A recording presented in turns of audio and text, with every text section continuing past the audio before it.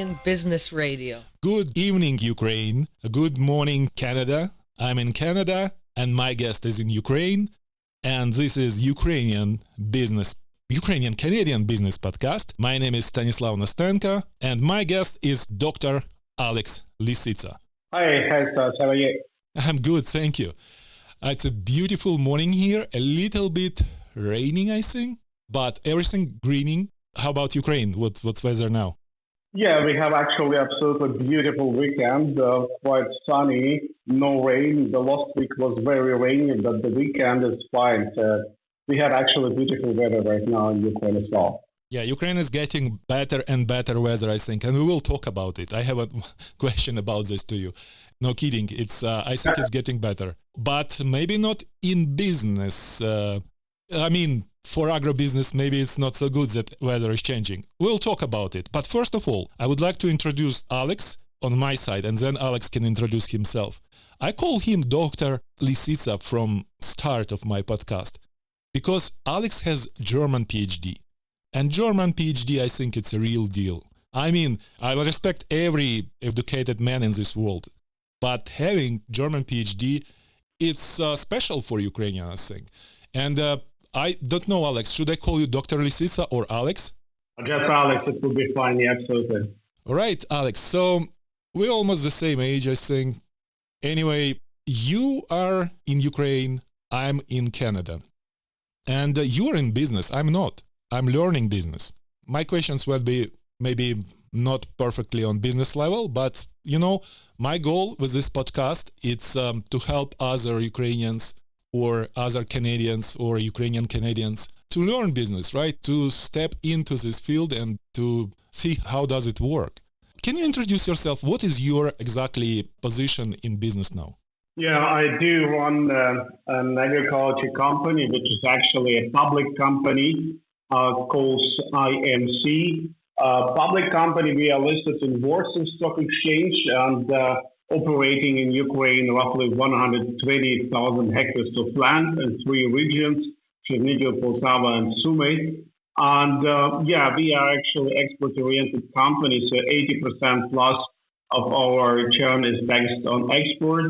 So we do produce cash crops plus milk. So the cash crops are winter wheat, corn, and sunflowers, and of course milk for the domestic market. The annual return of the company is roughly $167 million US, and we are top 10 company in terms of size in Ukraine. Top 10, wow. Unexpected, Alex. Unexpected. We are friends in Facebook, and it's a privilege to talk to top 10 Ukrainian businessmen. Are you in Ukrainian Forbes?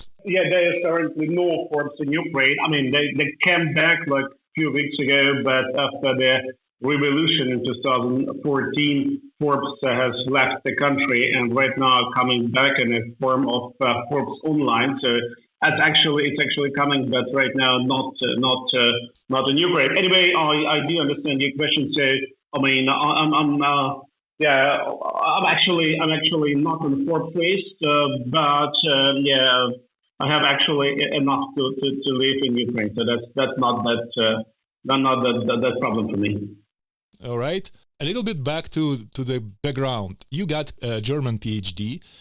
Again, I always personally myself. I am educated as engineer in Ukraine, and have Canadian equivalent of bachelor degree.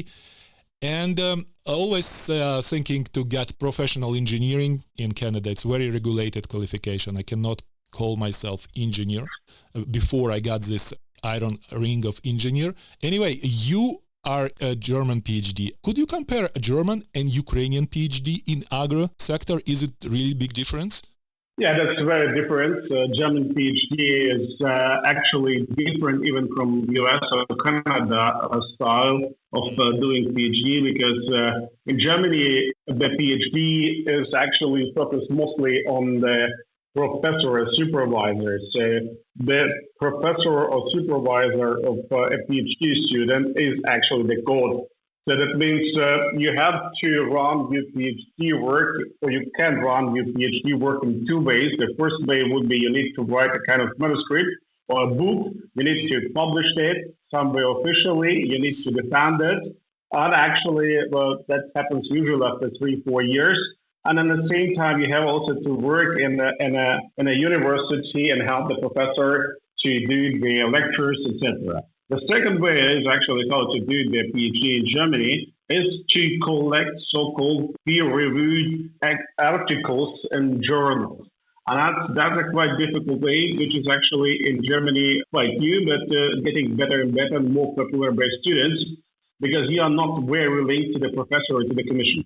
So anyway, it's completely different in terms of writing style because in Ukraine the PhD style is very fixed and regulated by the government, by the Ministry of Education. That means you have actually to fulfill all the requirements of the ministry, starting with a number of chapters and the recommendations and consequences for the business, etc., etc. So in Germany, you have actually absolutely free run what you do in your PhD, how do you want to write it, in which language, so you can write in German or in English.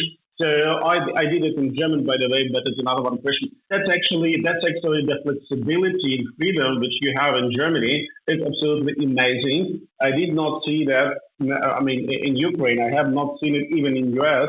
It's a completely different style of doing PhD in Germany.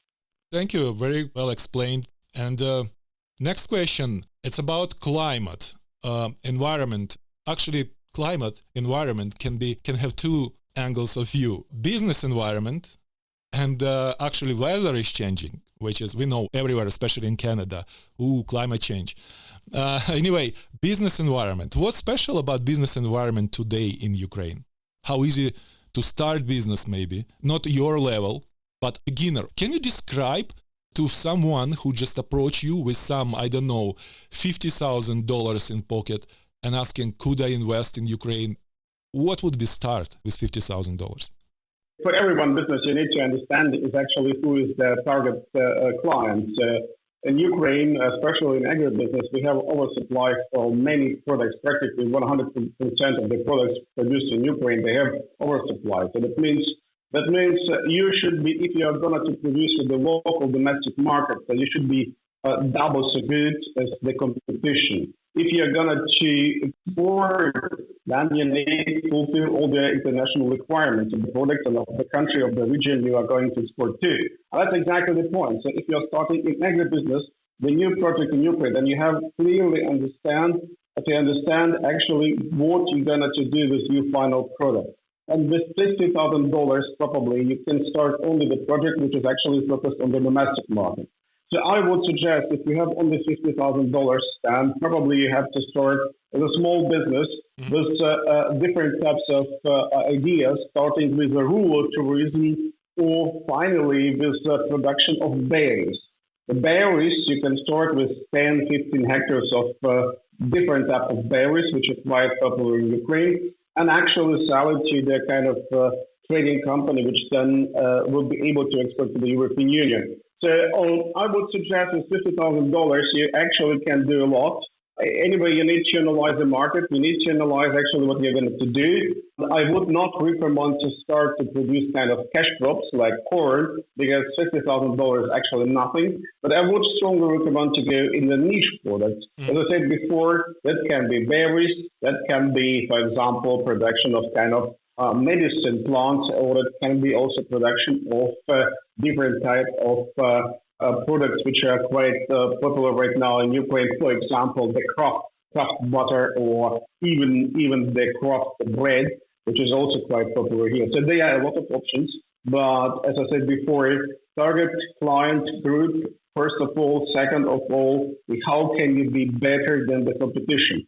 How you can be better in terms of production, of quality, of logistics, etc. So that's actually a very classical way of doing business in Ukraine. Normal business questions, of course. And when you're saying, for example, berries, are you talking about berries farm? You can buy for 50,000 whole farm, and how big could be the farm?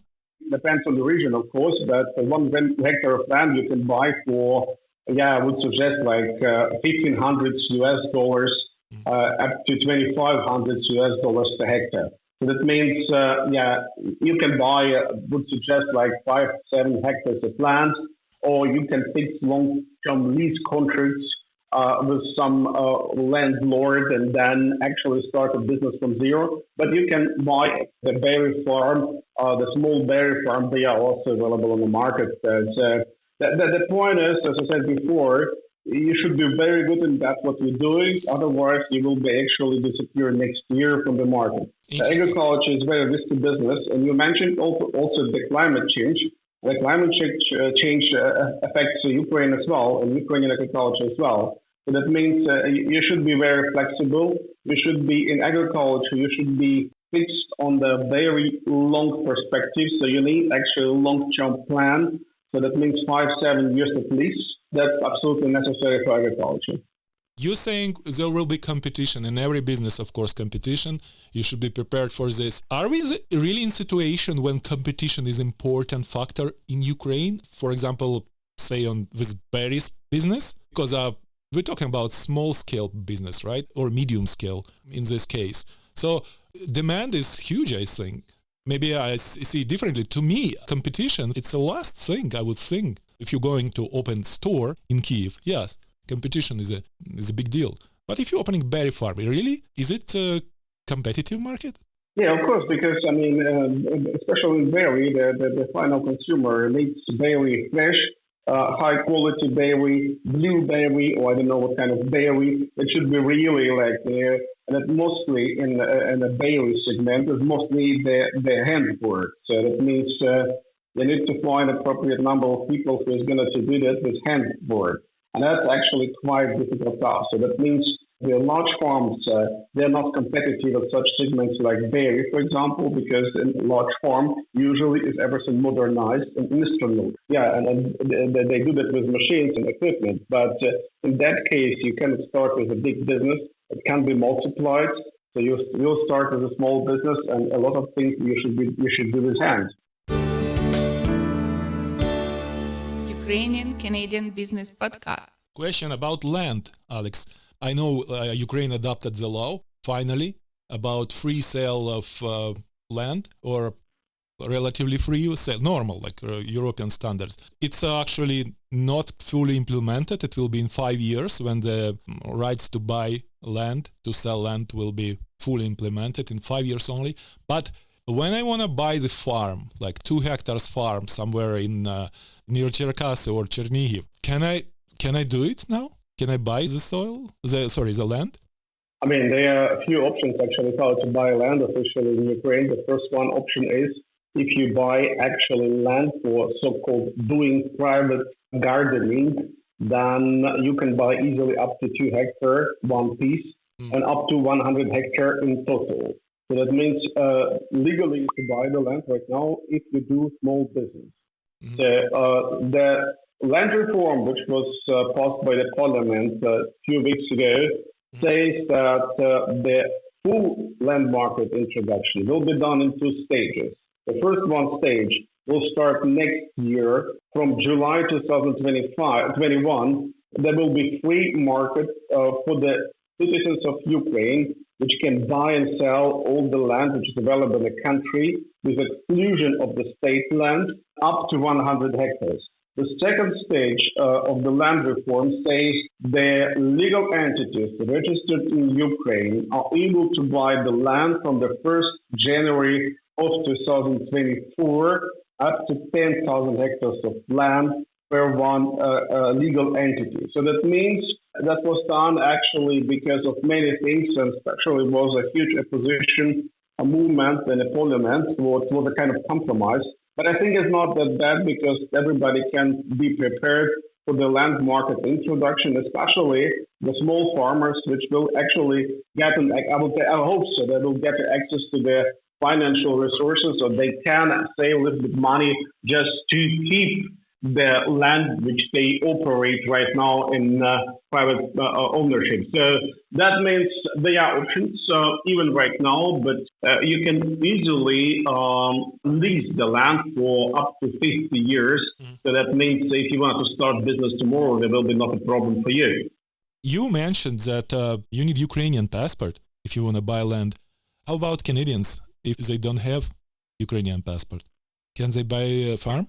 Ukrainian parliament said clearly that only citizens of Ukraine or the companies which are registered in Ukraine are able to buy their land for their private gardening or even actually after the start of the land reform. So the question about the possibility to buy the land for foreigners will be discussed or will be actually done through the referendum, which is going to be some when is still open debate. So that means there is no options right now, not that much options right now for the foreign. Yes, it's very discouraging, I think, for now, for foreign investors, say Canadian, which are historically close to Ukraine, especially in agro. It's for everybody actually disappointing, but at the same time, question of land for the citizens of Ukraine is very important, and it's a very sensitive issue for the society because Ukrainians, so 80% of Ukrainians were till 1961 practically slaves in the Russian Empire. So they were actually linked to their landlords and couldn't move anywhere.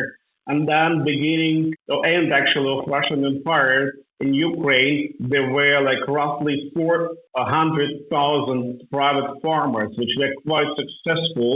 And it was actually their kind of miracle about the breadbasket of Europe because of 400,000 Ukrainian farmers. But at the same time, the Soviet Union has destroyed the dream with collectivization, and they have taken the land again. That the land issue for many Ukrainians is very, very sensitive.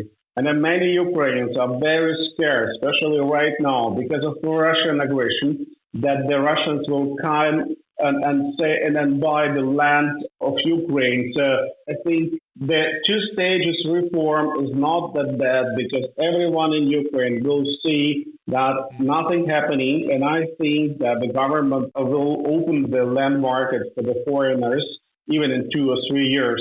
But right now, just to say that, that the market has opened, nothing happening, the land is still in the country, nobody has stolen that, I think that's not bad because the question is very, very sensitive for the Ukrainian society. I have never seen such kind of discussions about the land reform. Probably in Zimbabwe was a discussion years ago where all the people have discussed about that, but Ukraine is really one of the exceptions where the land issue plays a huge role. Yeah, following you on Facebook, Alex, I know you're very liberal personality, and of course, we both support liberalization of Ukraine, and in your case, especially in agro sector. Somehow I'm optimist. I'm thinking that magically Ukrainians will adopt the open market for land. Not a big deal in my case. I think if I am a businessman in Ukraine, having Ukrainian background, you can get citizenship, or my kids, for example, they can claim citizenship.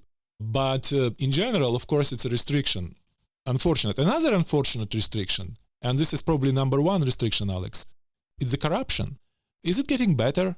Before the revolution of 2014, there was really a huge level of corruption in Ukraine linked to the different type of regulations or state authorities. On national level. Now it's getting more... Everywhere. Mm-hmm.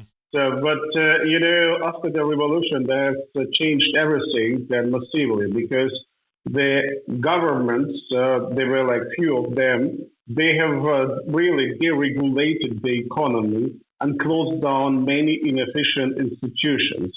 And the main corrupted institutions in Ukraine were usually the tax office, environmental inspection, there is usually agriculture inspection and the land agency. But right now, there are practically no cases of corruption in such institutions. I do not feel that. I have not had any kind of illegal payments. Starting with reimbursement of VAT, which was all the time issue since independence of Ukraine. Right now, that works actually quite well, so there is no problem. The same story is also with inspections. They have practically no rights because right now is everything deregulated. Sometimes too much deregulations, but it's absolutely different question.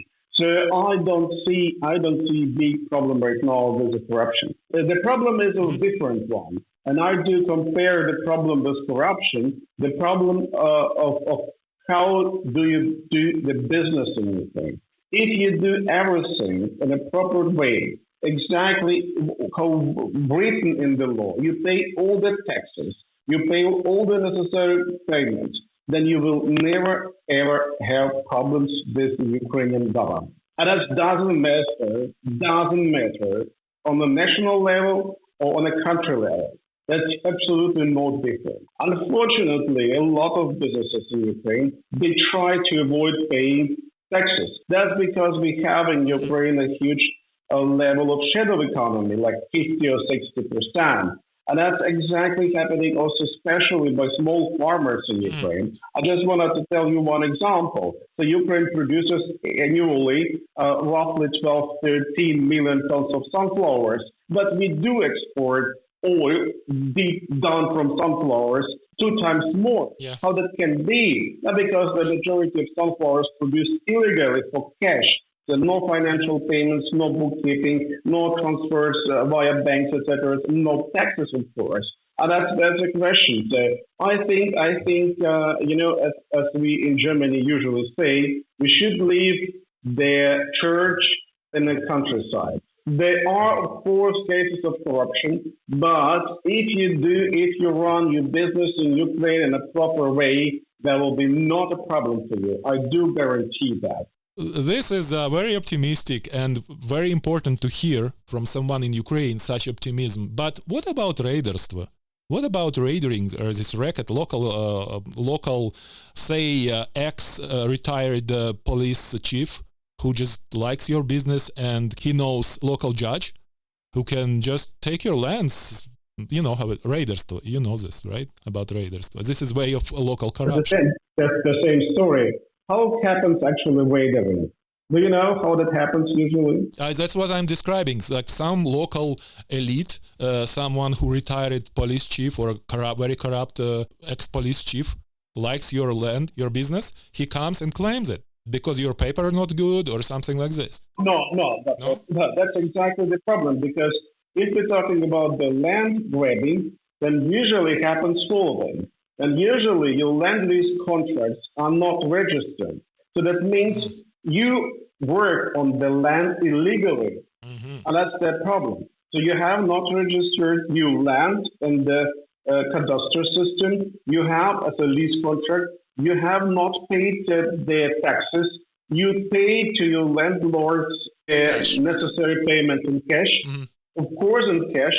So, of course, the some of authorities, they can use it, but the problem is not the corruption. The problem is that you as a businessman or businesswoman, you need to register properly everything. You need to pay your wages to your salaries to the people appropriate way. You need to pay the taxes. You need everything to pay in a clear way. So that will be not the problem. But the majority of small farmers try to avoid it, and that's the final result. Alex, you have to understand. I'm from Canada, right? I'm talking to you from Canada, and here maybe hundreds or maybe thousands of Canadians were trying to invest to Ukraine, and they had exactly this problem with local elites mainly. Of course, you're correct, absolutely, very good point. If you step to murky water dealing with cash, then you are in bigger trouble. But what I heard from businessmen who failed doing agro-business in Ukraine, it's not even about murky water. It's kind of local terror. If local elites don't like you, they make your life nightmare. Nothing on Sicilian scale, but sometime the pressure is very high. From local, by the way, not only local elites, but even sometime local citizens. They put pressure and they don't like your business by some reason. It's hard to predict what reason. It's not always welcomed by local elites and local residents. Your business, your plans. Is it a problem or is it changing for better? Because in the 90s, a lot of frustration for Canadians were in Ukraine in agribusiness. I've never heard of such kind of cases in regions where the local administration or local people were absolutely unfriendly to the new investors. I mean, I do not really understand. Probably it was something in the 90s. I was not in the country. I was in Germany at that time. Right now, if I do go to one or another one region and I do talk to the administration, everybody will try to keep you as an investor. Everybody try to. I mean, they have not that money to support you, of course, but they try to keep you as investor. So they will explain you how many possibilities we have in the country. The same story is also I go to the villages from time to time and talk to the village people, and they would love to have everything in the village, starting with a dairy company, and please bring us kind of value-added production. I don't know what. They are very skeptical about environmental issues, and that's completely new. I do see that that was not the case like even 10, 15 years ago. So the local people in the villages, they are very scared about chemicals, they are very scared about the plant protection, they are very scared about GMO, etc., etc. But I did not hear, at least over the last 15 years, about kind of unfriendly behavior to the investors. It's very good, nice to hear, and definitely, Alex, we need here in Canada to hear more about this new Ukrainian liberal approach, welcoming investors, because what we hear here in Canada, it's mostly very formal welcome. It's something on level of embassy, something, yeah, come to us with your money. So seriously, it's not really reassuring that things are getting better. And what you're saying now, that it's definitely different picture, local communities waiting for you, and they are not picky. Beside environmental issue, which is absolutely normal for every Canadian, we understand that high standards of environmental protection should be maintained. So we have to work on this. Ukraine, Canada, reassuring Canadian farmers, most of those maybe, of Ukrainian origin, and we have to explain them that things are different from 90s now. Yeah, I do agree with you. I mean, Ukraine needs a new marketing strategy because everybody in the world has in the memory only the bad stuff about Ukraine, starting with Chernobyl and ending with corruption, revolution, etc., etc. I think we need really to introduce a new marketing strategy for the country, for the business, and go across the world and say that, look, that's completely new country, that's completely new government, very young professional. Of course, we do some mistakes, but who does not? You know, of course. So, I do agree with you that we need a marketing strategy which should be focusing on different regions in the world, saying that we are completely different country. And allow me to bring special way of this marketing. Bring business cases, bring success stories, not just general picture how beautiful Ukraine, how big and how good is climate, how good are people. I want to see personally something more practical. Like this is the case, this is guy from France in Odessa region who developed this winery. He employed like 10 local villagers, and then this is the story. This is much more reassuring than just generalization and saying, oh, we are now different and revolution. You know what I mean? Business cases, success stories, standard cases with, okay, what is logistics? For example, this farm, berries farm, how you sell those berries to Polish market or to French market, who you call, right? I mean, just normal business cases, pretty much standard, like in Canadian universities. Yeah, I do agree with you. That's we need actually good examples of doing business in Ukraine, and we have to start a kind of promotion with that. Definitely, I do agree with you completely. Yeah. Ukrainian Canadian Business Podcast. Is Ukraine new friends climate-wise with this climate change? You know, it has changed a lot in Ukraine, and if you look on the few examples which we have had in Ukraine even 20, 30 years ago, and we will see that has changed a lot. So, for example, I grew up in a small village in the North Ukraine, close to Russia. I've never seen in my life soybean, for example, or sunflowers, because it was too cold and too rainy. Right now, everybody produces in my region soybean and sunflowers. So that's a difference that became actually more more sun and more rain again, and it's not that cold. Same story is also with South Ukraine, because in South Ukraine was so-called sugar beet belt, but right now it's absolutely not possible to produce the sugar beet in South Ukraine. So has changed a lot, and some kind of directions is getting better and better, like production of corn. Ukraine is getting actually to be one of the big players in the market for the next years again. That's the good sign, but the bad sign is that in the south of Ukraine, even that year we see that it's a huge problem actually if you don't have any irrigation. So that's even the winter is not that cold and not that snowy, which we expected, and that means that even with such winter crops like winter wheat, we have troubles, because usually South Ukrainian farmers, they do live right now only from the winter crops, because with summer crops they have no chance to survive. So it's changing very quickly. I think that the benefits which Ukraine had over the last 10, 15 years because of climate change, they will also disappear in the future. So we should be also preparing for that. Yeah, maybe overly optimistic, but I follow some non-government agencies promoting business in Ukraine. By the way, I have to remind for those listeners who are not from Ukraine, Ukraine is a big country. It's the size of France. And can you imagine if another France on land of Europe climate-wise appears? So again, I'm a very optimistic person, tending to be optimistic all my life. By the way, Alex, we have the roots from the same region of Ukraine. My roots, a little bit south of Chernigivщина. Can you imagine how big is Ukraine? Yeah.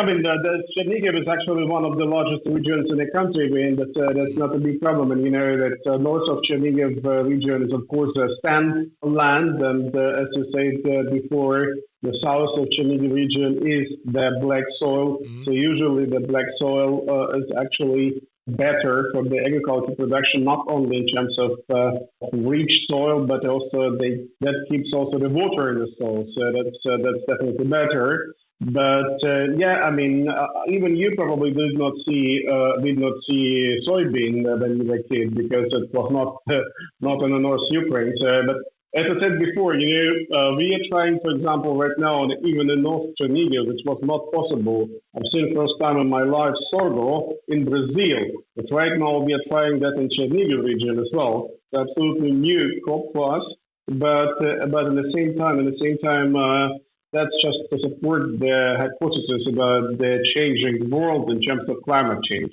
And now we're gonna conclude our podcast. That's all time we have. You have. Thank you for that. To me, Chernigivщина in my heart is always taking big part, and obviously in yours. And you work there.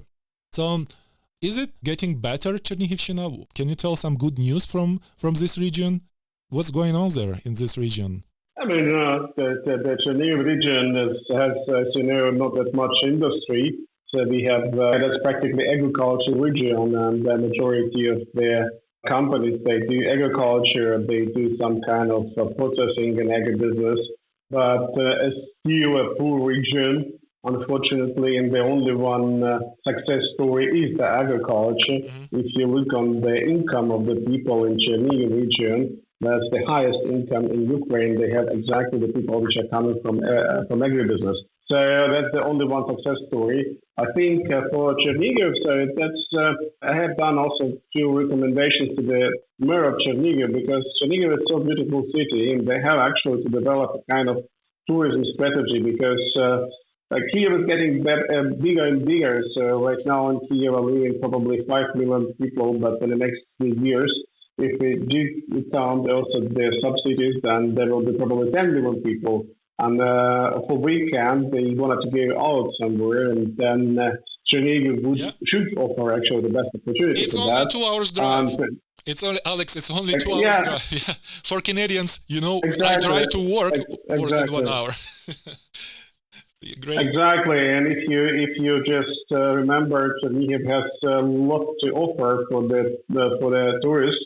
Especially from the Kiev Rus time, Chernigiv have actually even more architectural houses and churches from the Kiev Rus time than Kiev himself. So that means it's absolutely beautiful city. Very nice city, and I hope that over the next years it will be also a kind of boom for the tourists, especially for the tourists from Kiev, but not only from Kiev. I have also recommended to the guys to do a kind of partnership, like to sell to the international tourists double city, Kiev and Chernihiv. So like it's happening right now in Berlin, because Berlin sells also Potsdam and all the castles in Potsdam together. So then usually the tourists, if they go to Berlin, they usually combine the trip with Potsdam as well. And I think that can be also the chance. It's kind of Paris and Versailles, Berlin and Potsdam. So that can be kind of a nice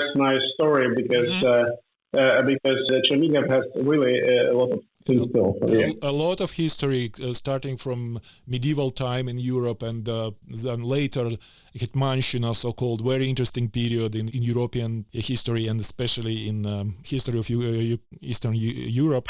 And on this note, we have to wrap up. Alex, thank you so much. It was so interesting, so important to hear from local businessmen and businessmen of your level, your point of view, your mostly optimistic point of view, which should be things have to change for better in Ukraine. Definitely big potential. Thank you very much. It was very nice to talk to you. Thank you. Bye-bye. All the best to you.